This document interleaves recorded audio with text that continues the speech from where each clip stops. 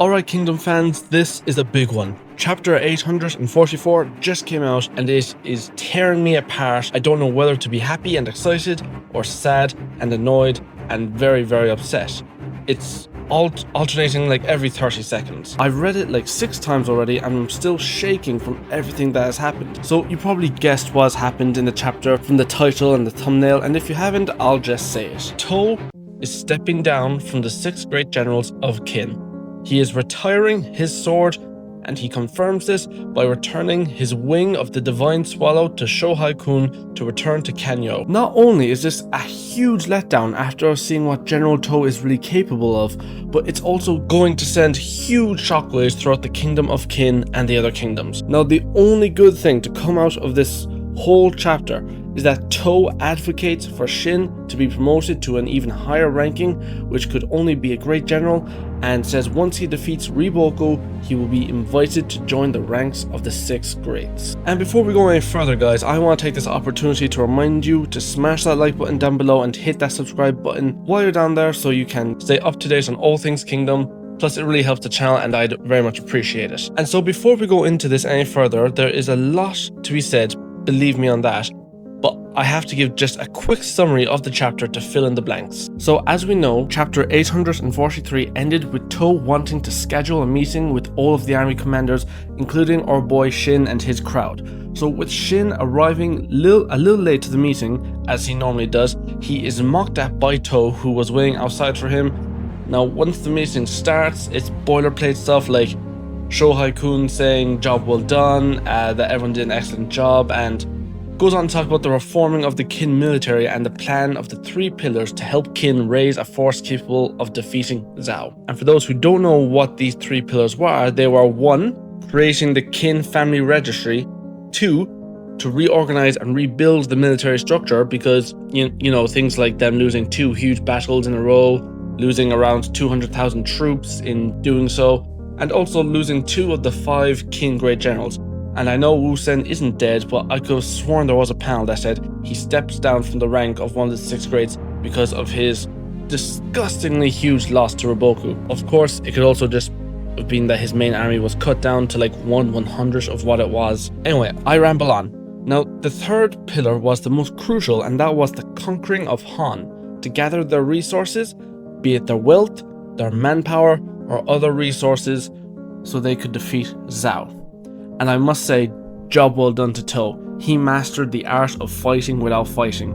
I mean, dude toppled a nation in just 2 one-day battles. We haven't seen anything even close to that before, and I doubt we will ever see anything like it again. Anyway, back to the chapter. Shohai-kun then goes on to say the next goal is to conquer Zhao, and they want Tow to take the lead. So to put that in another way, Shohai-kun wants Tow to go up against Riboku.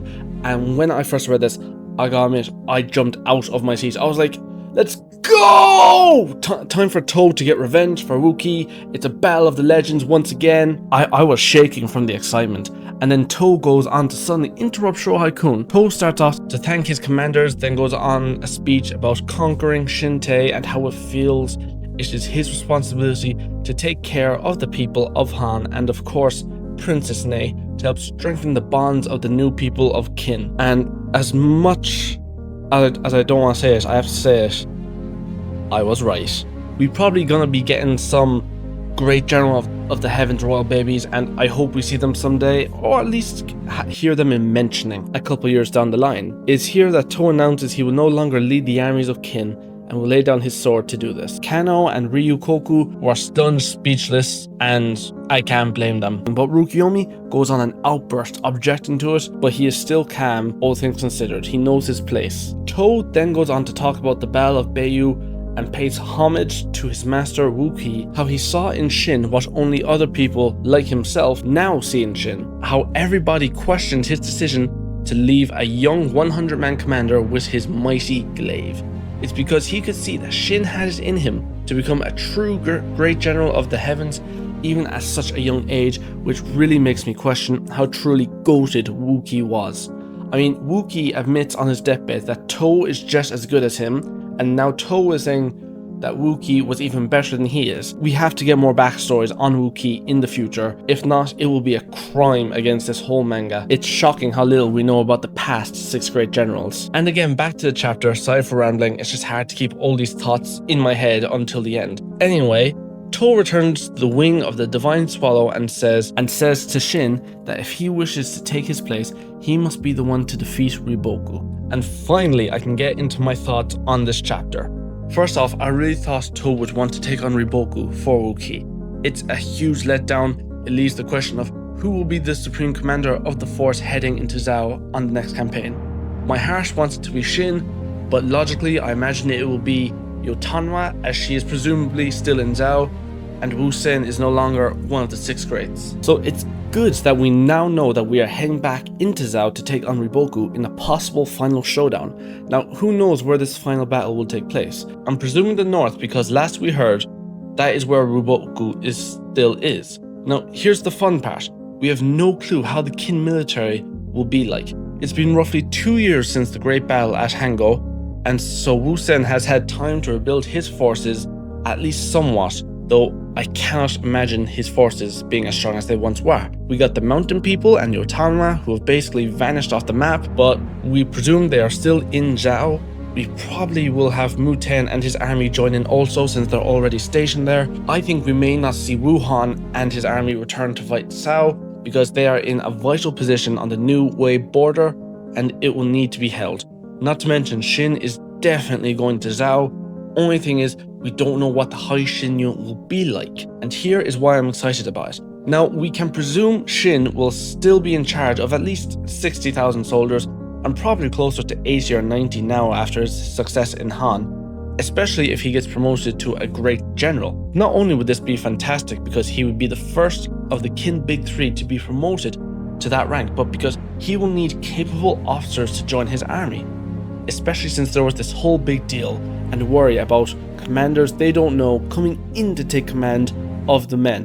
And who better to take these positions than the commanders who just became available? And yes, I am talking about Rukiyomi, Ryukoku, and of course, the immortal Kanao. I mean, these guys would be perfect. Needless to say, they have a long-standing relationship with the High Shin unit, and above all else, they know that they can be trusted and are extremely reliable in any situation. Now, I don't see too many other options for these commanders, if I'm being completely honest. Now, of course, they could, like their master, lay down their weapons if they wished. They have all given their lives to the military, and they have done more than enough. But I can't see this happening, especially not for Rukiyomi. Now, what could happen is they make their own army with Rukiyomi in charge, since he is the first general of the To army, and they could be put in charge of border control in Han, because the likes of Wei and Chu are bound to be making moves. Of course, if they were to stay in the military, I could see them being sent up to Wu Sen to reinforce his armies, and while this would technically be a good thing, I don't think Wu Sen would like that for two simple reasons. One, he wouldn't trust them like he would his other generals because they hold zero loyalty to him, and two, Wu Sen wouldn't be able to predict their movements like he could with the likes of Aku, Macau, Denremi, Sou. Not because he couldn't predict it, but because he doesn't have the years of experience with them, and although he probably knows their accomplishments and their capabilities, he would want to see them for himself so he could be sure. Wu Sen is not big on blind faith, but he is big on cold, hard facts. So personally, I think under the presumption that they stay in the military, that they should be placed under the command of Shin, which I can see them not being super comfortable with at first, but they know that Shin was not only acknowledged by To, but also Wu Qi, who we see time and time again have wisdom far beyond their years.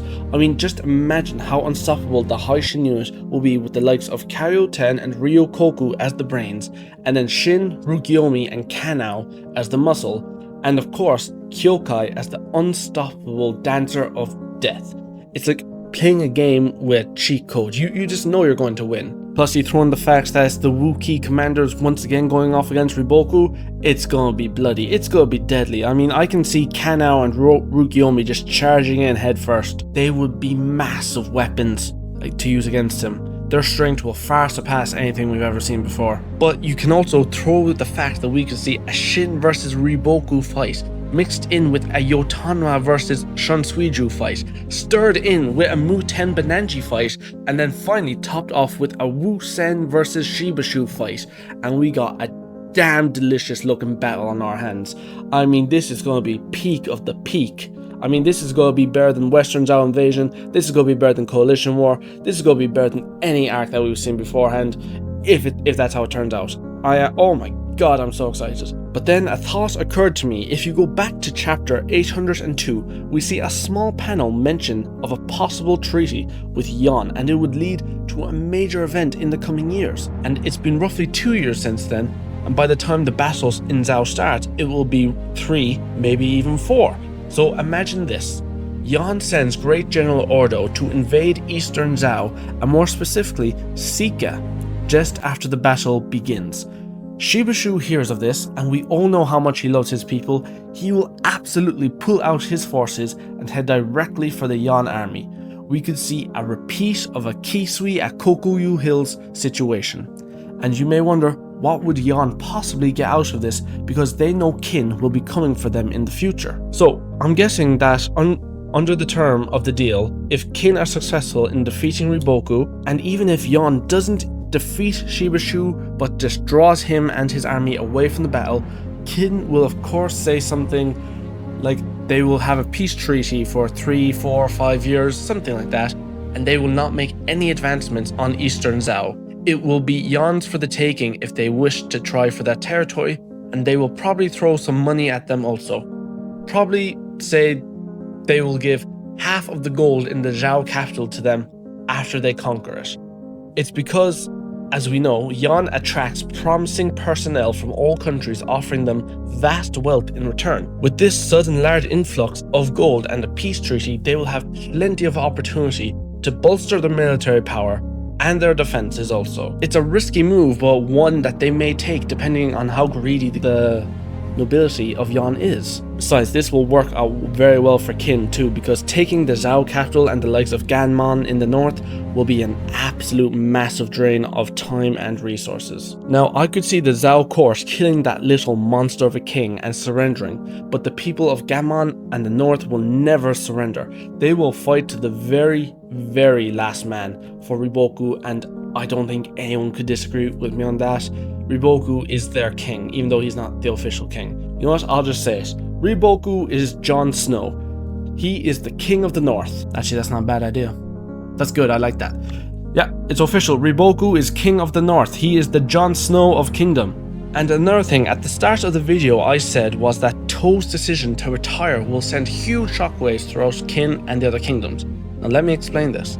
It's quite simple, really. It's the fact that To retiring will make Kin seem somewhat weak, despite the fact that they just toppled Han. Think about it now, okay? When they reformed the 6 great general systems, Kin could only name 5 generals, so they were 1 short to begin with, and then Kanki died, Wu Sen stepped down, and now To retires. So now, of the original 5, only 2 remain, and we haven't seen Mobu in action since he got the title, and we've barely seen Yotanwa. If only in passive, really. I mean, she's done nothing.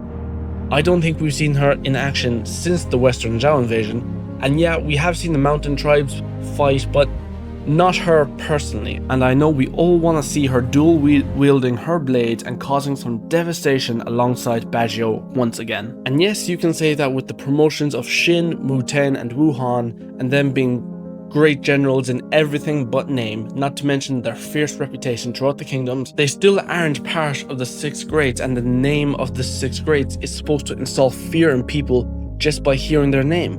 But how can they possibly be done with the 6 greats being down to 2? So if this attack on Zhao fails, not only will it absolutely be the end of the dream of unification, but it will also make the name of the Kin 6 absolutely worthless. The consequences and the stakes could never be higher. And so, Kingdom fans, I hope you've enjoyed this video, and if so, please feel free to hit that like button down below, and while you're down there, you may as well smash that subscribe button and the notification bell so you can stay up to date on all things Kingdom.